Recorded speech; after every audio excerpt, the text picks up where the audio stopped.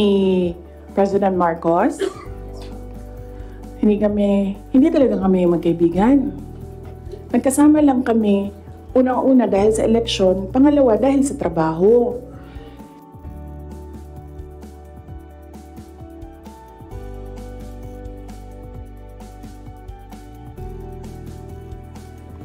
Meron kaming group chat. Nandun siya.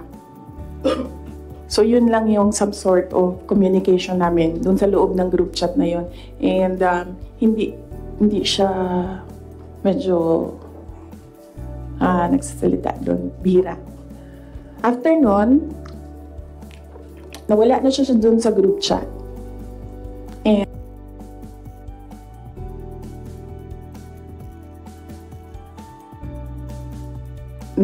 wala akong number niya. I'm sure may number siya sa akin. Kasi syempre nandyan yan sa mga staff mo, sa aide mo, diba? Yung number ng Vice President.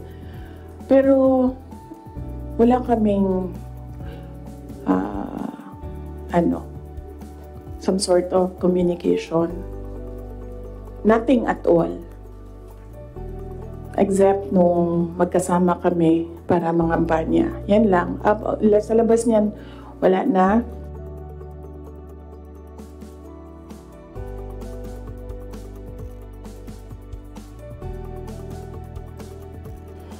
Nagkakausap lang kami dahil sa trabaho. And hindi naman lahat ng katrabaho natin, kaibigan natin, di ba? Nandun lang tayo kasi meron tayong kailangan gawin para sa kumpanya, para sa organisasyon.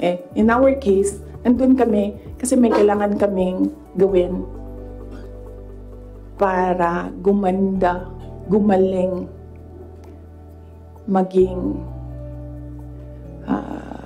sustainable yung Pilipinas.